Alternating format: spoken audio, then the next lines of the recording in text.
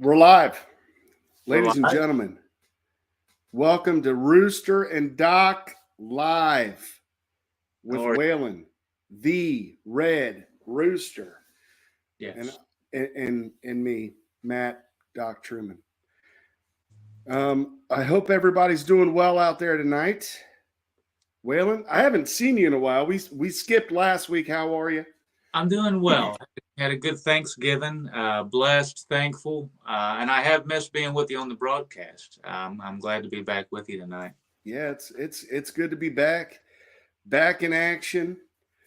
So when we got on here, we were talking about playing guitar. You were going to tell me a story, and I wanted to save it for the broadcast. So you and Mama were playing some. You guys were doing a little picking and grinning. We were. A lot of you might know the song. The Eagles sung "Take It to the Limit" one more time. Which, if I tried to sing any of it, everybody would stop watching. It would just the broadcast would end. So, but we tried to pick. Me and Mama got our guitars out. We were picking. We suck bad at playing guitar, but we try, and we we got through like the first half, and then we failed utterly.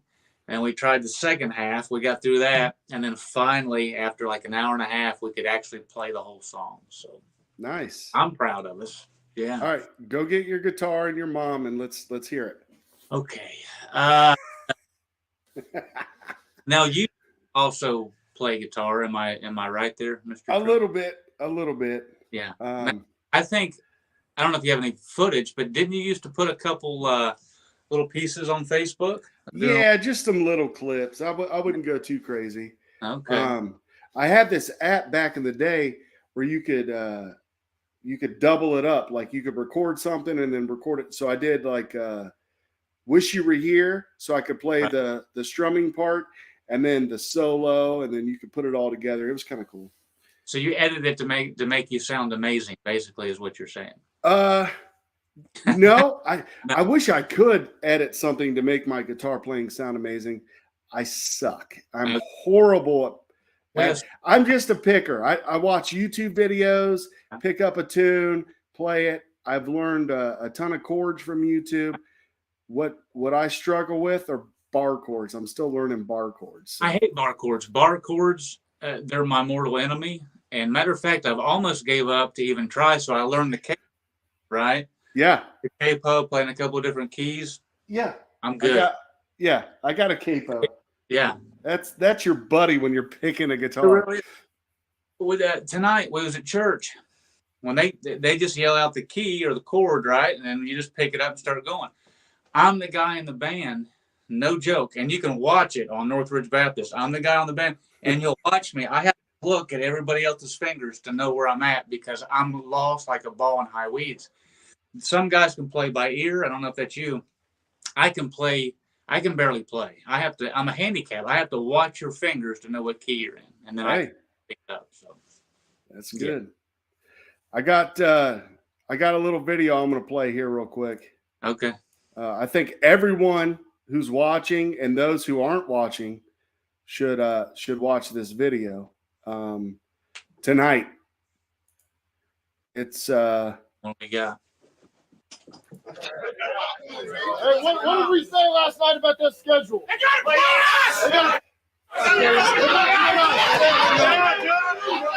Doesn't matter where.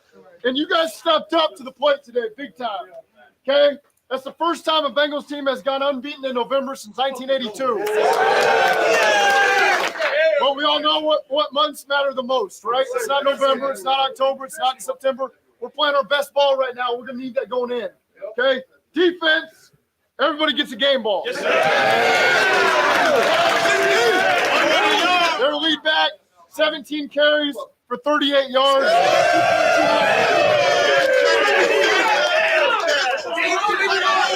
And I saw tip balls. I saw sacks. I saw Mike Hilton jumping in there for tip balls.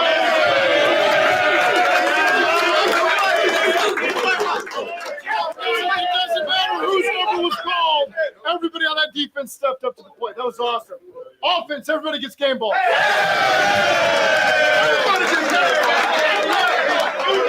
Last 8 weeks, they haven't given up over 100 yards rushing. You guys got over 100 yards rushing. Okay, we played the style of game we needed to play today. Okay, and I'm not leaving out special teams, so you guys get game balls too.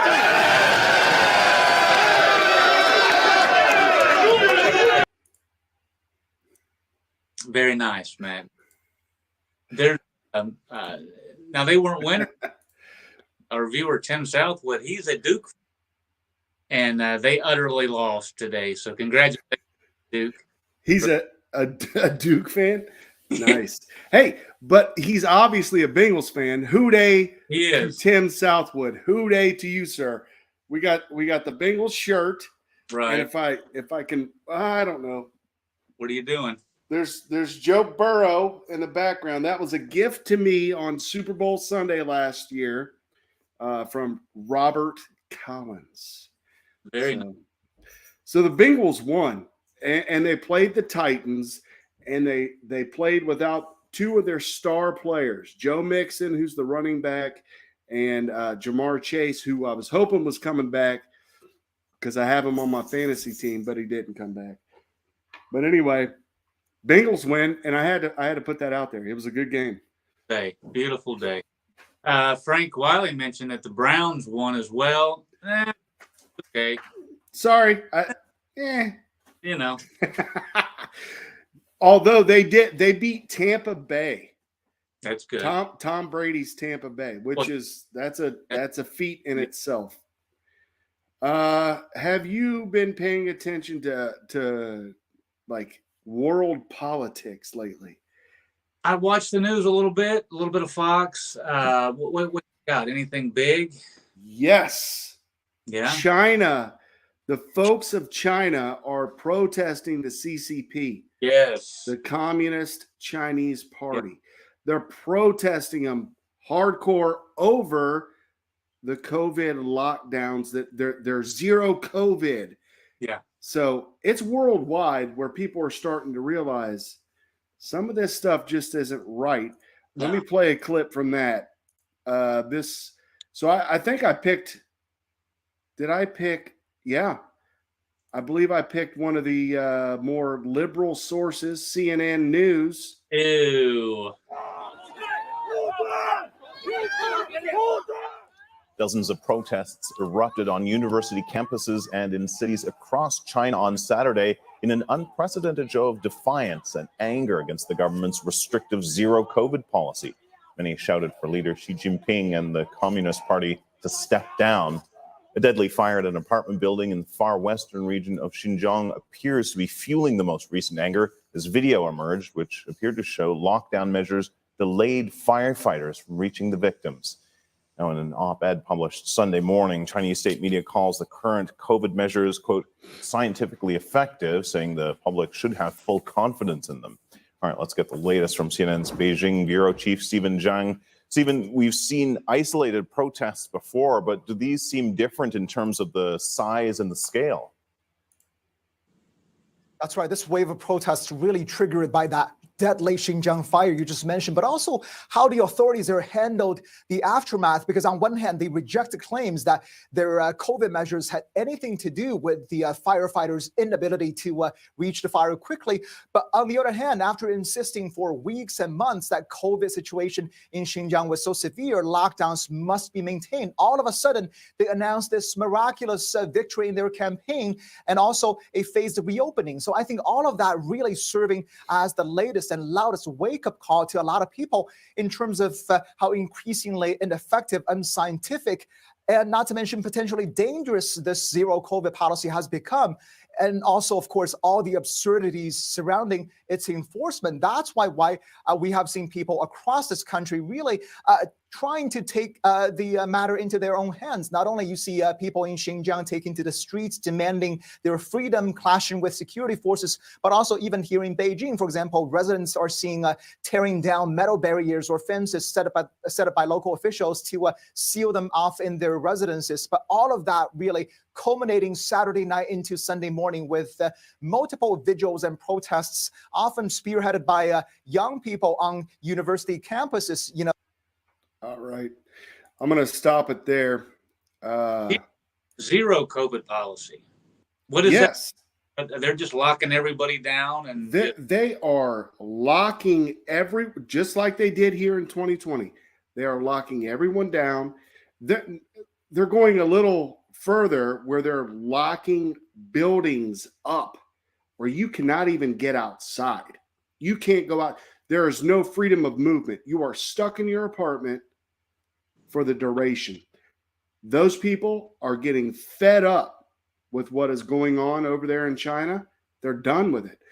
And the news and CNN reports that it was the building, and that could have been part of it, but it's not all of it. These people are fed up with these COVID restrictions, and that goes around the world, I believe.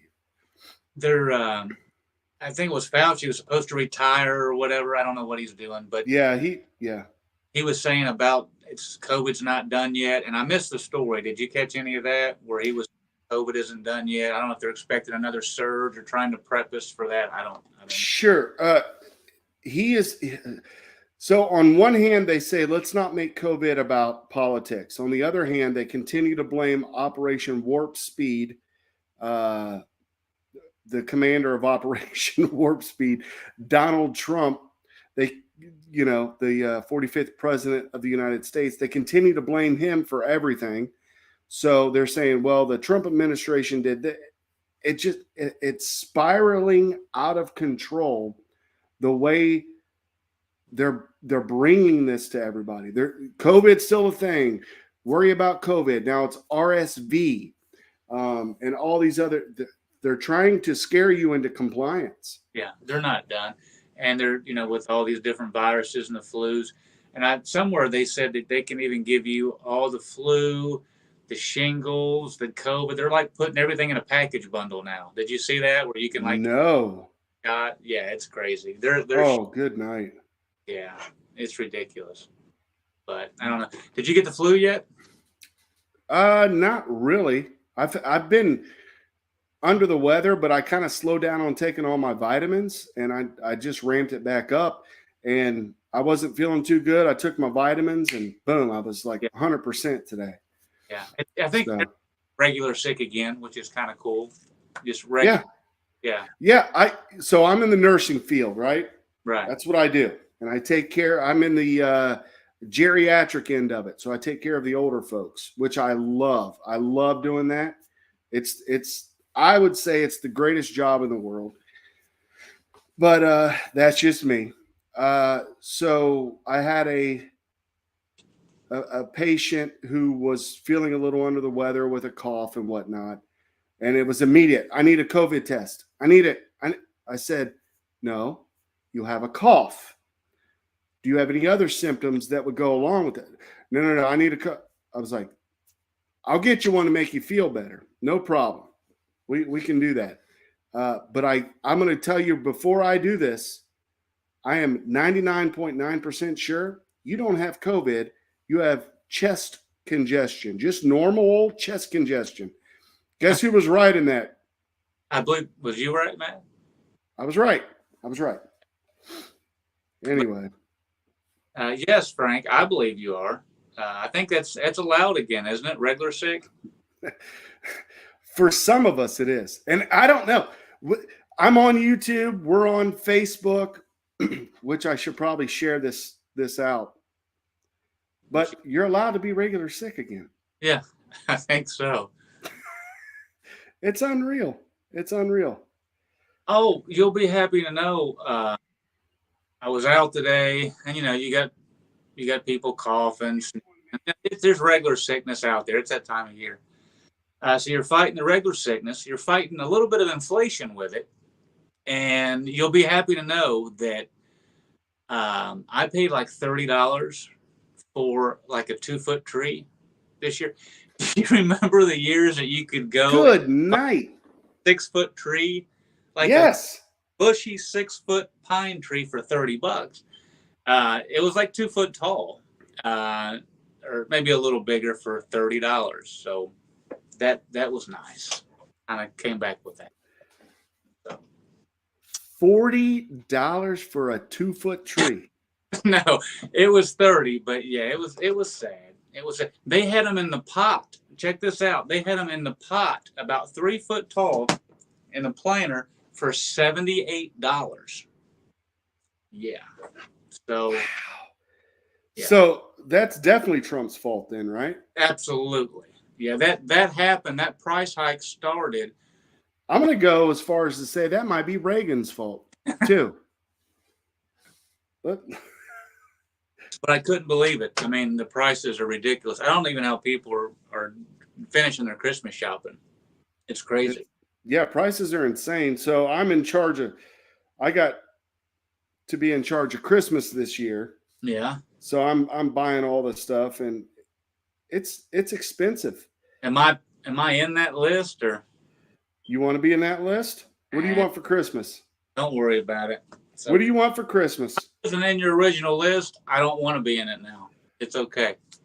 Well, if we have if we start doing better shows, then we'll get more fans, and then we can have them send us stuff. Absolutely. All the big timers get that. They get fan art and all that. If there's any artists out there that want to draw something. Look at that. Hold on. Oh. Or show merch. Look at that. Frank Wiley said show merch.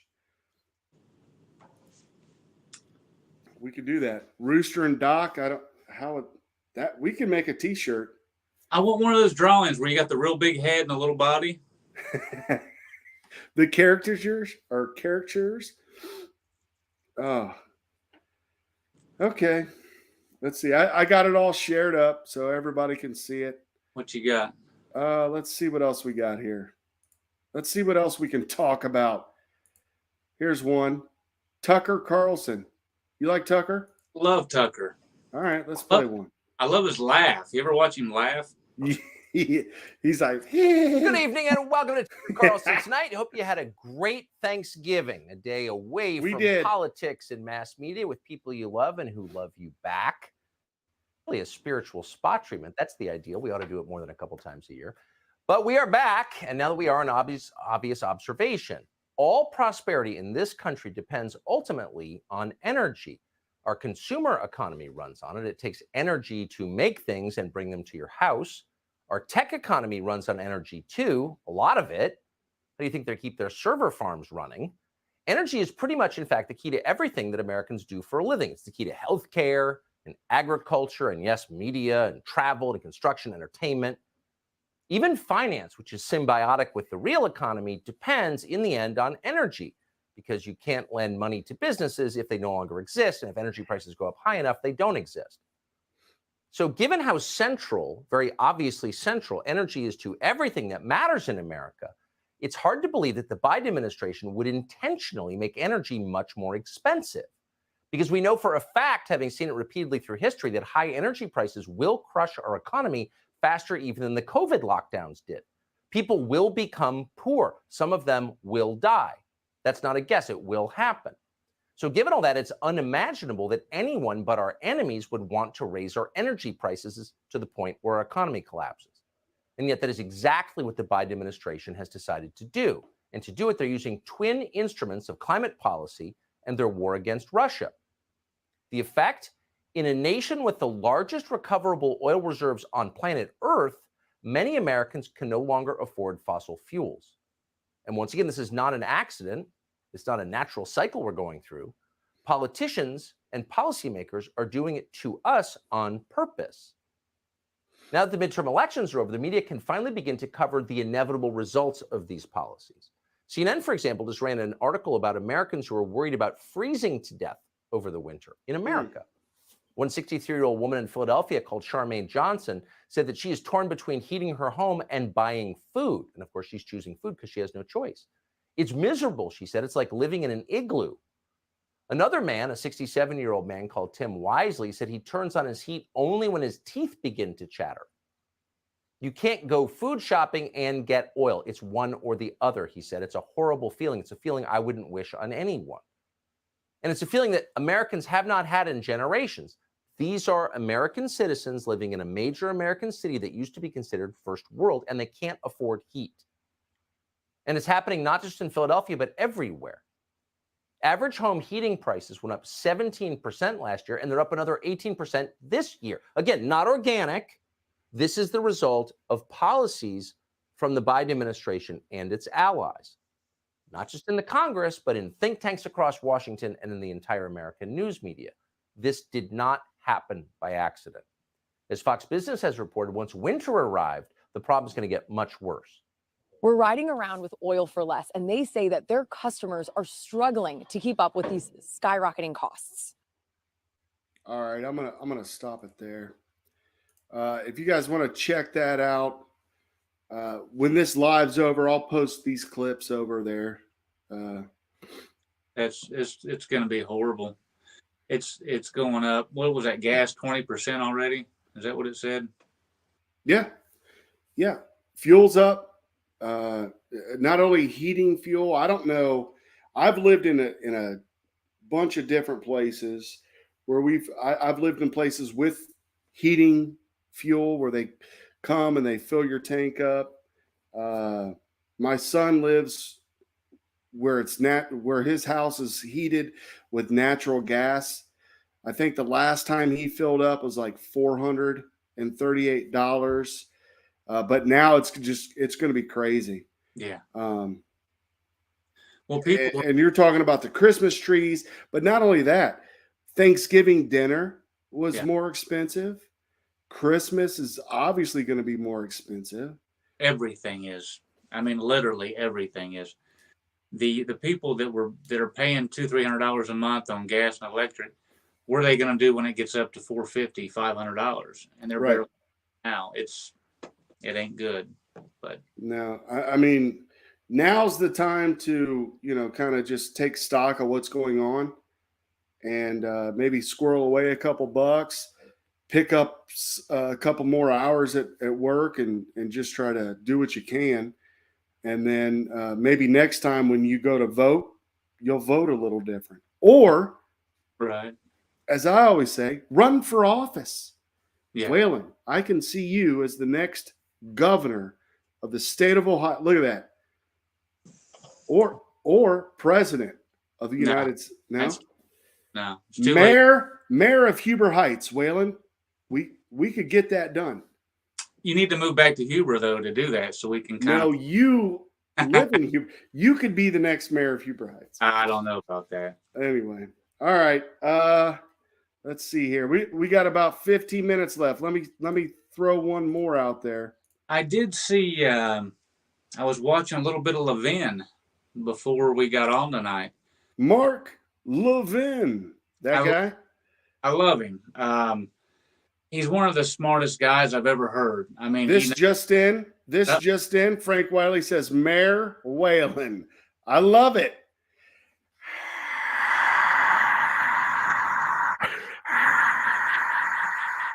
You hear him? Okay. Go ahead, Mark Levin. Oh, he was talking to, and I forgot his name. He's could be the prime minister again of Israel. He is the prime minister. He got voted. Yeah, he's voted back in. Okay. Yeah. I love him too. And he was talking about like the nuclear arms that over the years they were stopping countries from getting them. And apparently, which I don't know enough to really get into it too much, but the Iran deal, I guess they're going to allow them to have possible nukes, which I don't know if they've already.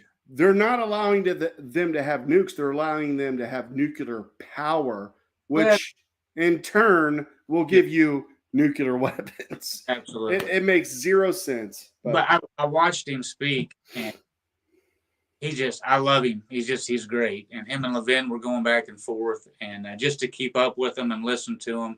But what the Biden policies are allowing to happen, possibly, it's freaky. I mean, why would you let Iran have anything nuclear? It blows my mind. So it is. I think, there's all these little hot pockets around the world, more hot pockets around the world today than I can even think about. So we have China looking to invade Taiwan. A report just came out that Russia was going to attack Japan before they attacked Ukraine. That came up.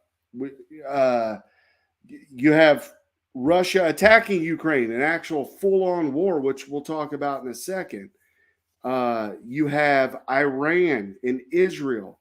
You have the war between Saudi Arabia and Yemen that nobody rarely talks about. You have just wars and rumors of wars. You know what I mean? Yeah, it's going to be like that for the remainder. I don't want to get into a whole. Go ahead. Just they're looking for a so-called world peace. It ain't going to happen. I mean, not a real one that's going to last. It's always going to be wars and rumors of wars. Sure. Eventually, I'd like to get into a little biblical discussion, get some ministers on, some different perspectives, and see, because people, they do have an idea of how things are going to go, what countries are going to do what, and I like to hear different people with their different ideas. But we all pretty much agree that everybody wants power, and when you get power hungry, there's wars and there's rumors of wars, and somebody's going to get the power eventually. The question is who. America's had their power for a while, and not many nations last more than a few hundred years and that kind of power. So we'll see what happens, but I don't think we're as strong as we've been in times past, and I just see us getting weaker and weaker, to be honest with you. So right. I don't think it's looking good. Our military's not what it used to be. Our country, the people aren't what they used to be. I know this might sound rude, but over the years, if you just think back 20 or 30 years, people have changed so much. The wokeness, all this weird stuff that's happening, all these different ways to identify yourself. I mean, everything's getting real whacked out real quick. And everybody keeps saying, I want things to get back to normal. I think that you're looking for that, and you're going to continue to look for that, and it's never going to happen. I don't think things will ever go back the way they were. I think we're too far gone. But it could be a little pessimistic, but trying to be a realist, I don't think anything's going to go back like it used to be. Pre-COVID, I just don't think it's going to. What about you? You think it's going to go back to the old normal? No, the new normal I think for all of us who are generally our age, that ended at 9/11, and so before I get into that, did you notice a difference of how people treated you and acted around you or anything when you lived in Tennessee versus how you are in Ohio? Oh, yeah. I mean, when I was in Texas, it's like night and day, man. Yeah. No, down south, besides the weather obviously being better than I think that has a lot, maybe not a majority to do with it, but a lot to do with things, because it's here in Ohio, it's gloomy a lot. Yeah. And people get depressed and grumpy and cranky, and they really don't know how to drive. Anyway. No. Well, the down south in general, as a whole, people are nicer, more friendly. Every time not every time, but when I would come back home, I'd drive over the bridge go into Cincinnati, and I'd get the friendly one finger wave from somebody on a basis. It just, you're like, oh, I feel like I'm back home, Yeah. It is, but I love to always be a Ohioan, and I love a Buckeye, even though the Vols don't like that. They called me a worthless nut in Tennessee. It kind of hurt me. Yeah, I was born and raised in Ohio. Well, I was born and raised in Huber Heights, Ohio, as a matter of fact. Yeah. I love my hometown. I moved out of it for a reason, many reasons, in fact. But, when I was in Texas, I missed Ohio. I missed family. I missed friends. I missed going to the old haunts, Waffle House, whatever. Bob Evans, Marion's Pizza, all these different things. So I came back, and then it's like, I don't know. It even makes me more grumpy, and I don't want to be a grumpy Gus. No, they don't. Waffle House is nationwide, right? Like in every state? It's I don't know if it's every state, but I lived in the South Texas, Right. and so San Antonio area, we didn't have a Waffle House within 100 miles of us. Oh, that's horrible. Yeah, it was awful. I had to go to IHOP. Oh, Can you imagine? Can you imagine slumming it at IHOP? It's ridiculous. there ain't nothing better being out at 12, 1 o'clock in the morning, getting jacked up on some straight up black coffee at Walmart and watch all the freaks walking in the bars. It is a blast. We should set up a cell phone. I have a tripod. Yes. Go to Waffle House and do a live at Waffle House and ordered some scattered, smothered, and chunked. Oh, Do a live at Waffle House and just see what happens. get me an all-star breakfast with some grits, a little bit Oh, waffle. scattered, smothered, chunked. Mm. Oh, give me Look some out. little bacon lamp. Oh my goodness, slap my grandma. We'll do that. You want to do a live at Waffle House? I am down. We can do it. I'm down. Hmm. That would be awesome. Do we need a cameraman? How would that work? No, I'll set the phone up on a tripod or set it up on the like where the jukebox is. Yes. Frank says yes. Well, Frank, you would have to join us then. All right. Matter of fact, Frank can play the music. They got a great jukebox. Oh man. But you can't play anything older than 90s. I want some 70s and 80s. See, I'm a bit of a country boy. Yeah. Country boy will survive. That's right. Hey, I'll tell you this. I was in Tennessee at the Waffle House, and they tore it down. And I was heartbroken because they were built, but they tore it down. Same spot, same place. And I thought to myself, where do 1 billion cockroaches go? You know what I mean? They tore it down. I was like, where'd they all go? But it's good. It's good. And I'm not joking. We were eating. Me and about 3 or 4 of my buddies were at the booth, and one of us was on the end, 2 and 2. And one of my buddies, he was the youngest guy of the group. We're all talking, acting a heathen, just acting crazy. And here comes this little guy just crawling up on the end of the table, right by his arm with the little antennas, just looking at him. It was, I mean, that right there, if you see a live cockroach at Waffle House, you know that it's some good cooking. It's been That's right. real good. That place has been around for a while. So That's right. yeah, we're going to do. We have to do it. I mean, we've already put it out there in the ether. It's going to happen. Do we need a disclaimer? How does that work? I don't know. We could interview. We could interview. Yeah. At a Waffle House, half out of it, say, hey, what do you think about Biden? You know what I mean? Or so yeah, we could have great questions. Or I want to look in. Why are you here at Waffle House at this time of day? Oh, I think that would be awesome. Wow. We are going to have. So you were talking about getting into the Bible. Next week, we're going to bring on a pastor. He's planting a church in San Antonio, Texas. Well, just outside of San Antonio. So we'll bring him on. We'll talk about God, Jesus, and. So you said he's Huber? He's I don't. I think he went to church in Huber. Okay. He was a pastor in Huber Heights and then moved out to San Antonio. Okay. So we got watching pastors. Or message me or Matt or whatever, and we'll get you on too. I don't know how many. Are you just having one on, or does it matter how many you got? Oh, it doesn't matter. Just one for next week. Okay. He's got a lot of things coming up. I won't spoil it now. Tune in next week. He's got a bunch of things that he's doing. So it'll be a good podcast, a good live video. Yeah, that'll work. And then we'll get into some other stuff. And if anybody wants to hear of any certain, like when we get into the biblical teaching thing after next week, yeah, discussions. If you want to, like, if there's any certain topics you want to discuss, let Matt know or me or whatever.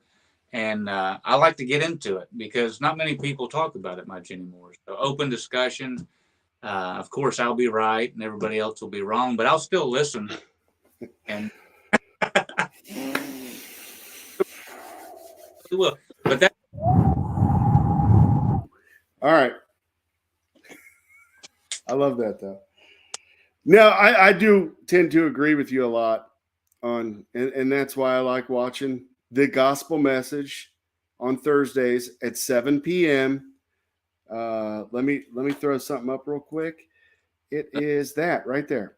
The Red Rooster, Waylon Fortner. Watch the gospel message every Thursday at 7 p.m. on Facebook, YouTube, and Rumble.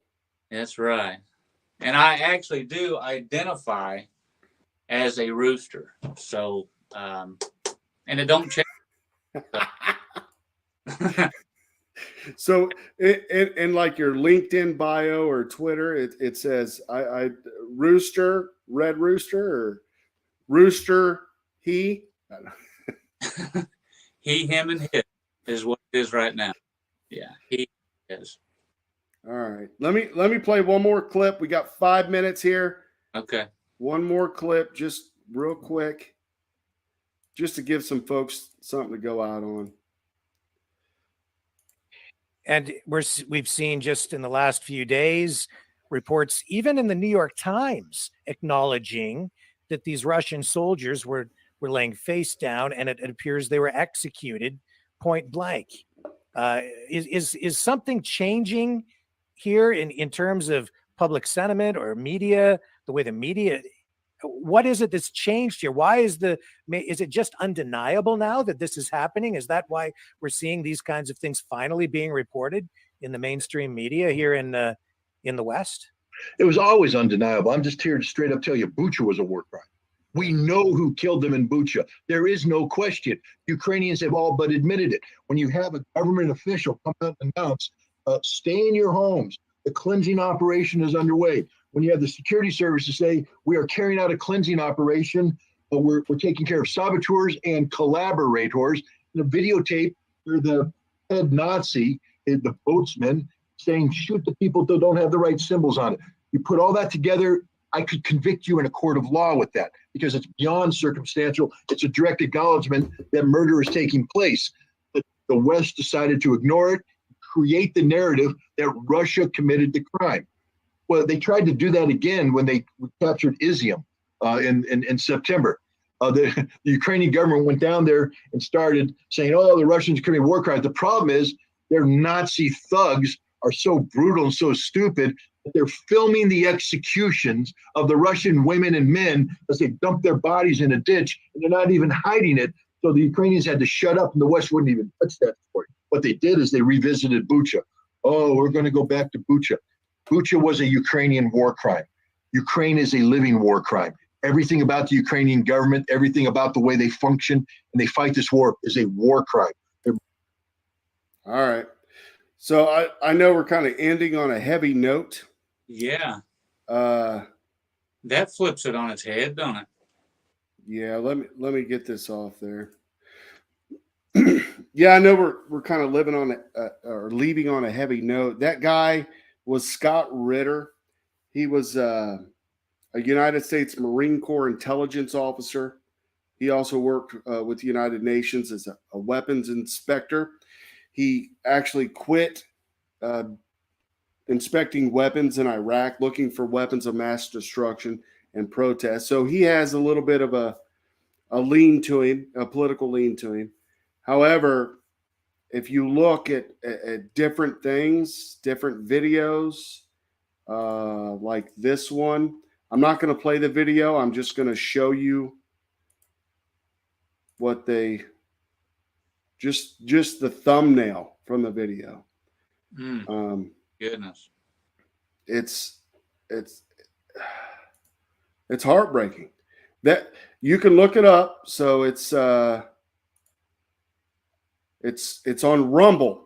Russia Ukraine updates published yesterday, November 26, 2022. And I watched the video. I don't want anybody else. I'm not going to play the video. Right. Just because I don't. If you want to look for it, there it was. I give you where to look for it. But it's just a bunch of Ukrainians walking through, looking at what appears, to be Russian soldiers executed. Now I get it. Russia invaded. War's hell. That's what's going to happen. People die in war. And it's chaos. War is just simply chaos. A lot of Americans who haven't experienced that don't understand that war is hell, literally. But there are bad things. There are atrocities that happen during war, and we have to be aware of that. We can't just side up with Ukraine and start funneling hundreds of billions of dollars to them to complete this sort of stuff. That's done. We fed what they want us to see, and they get to funnel the money through there. And I don't believe half of what I see anymore. So, but like, it's hard. I haven't seen that one, but I've seen others that sometimes you hit the button and you wish you wouldn't have. Bad. That's an issue with the internet, I think. Yeah. In our mind, where we're curious, like, oh, what's that? Oh, wow. I wish I didn't see that guy get his head chopped off. And that happened. Remember back years ago? Oh, yeah. Yeah. I actually played that. And you don't want to see that sort of stuff. Yeah. That's evil, man. They say it's pure evil. It's just godless. It's horrible. And you don't forget those images. You don't. No, they're ingrained in your mind. And I feel bad for any kids that stumble upon that. Yep. It's just, anyway. There's a lot of different stuff, and I know Russia's doing bad stuff, Ukraine's, but that's war. I don't want war. Not unless we need to go to war. And we don't need to go to war. We don't need to go to war with any of these folks unless they're threatening our security. That's exactly right. Russia's corrupt, Ukraine's corrupt. When two corrupt people go to battle, that's what's going to happen. It's nothing but corruption and murder, and it's horrible. And the people stuck in the middle, are the women, the children, the men who are trying to live a godly life or a life worth living, and they get stuck in the middle. It's awful. Anyway, that'll be a good podcast down the road, is trying to live a godly life in a godless society, and that's what we're headed toward. And it's getting tough. It really is. Let's leave it there, Rooster. Let's leave it there, and we'll bring it back when we get the pastor on next week. What was his name again? I'm going to save his name for next week because I want folks to join in. Okay. But I'll save it for next week. Sunday night, 9:45. Sunday night, 9:45. Be here or be nowhere. All right. Sounds good. God bless you. Appreciate you, Matt. God bless you. And thanks to everybody for watching tonight, and those folks who are going to watch later. I appreciate it. And we'll see y'all next Sunday.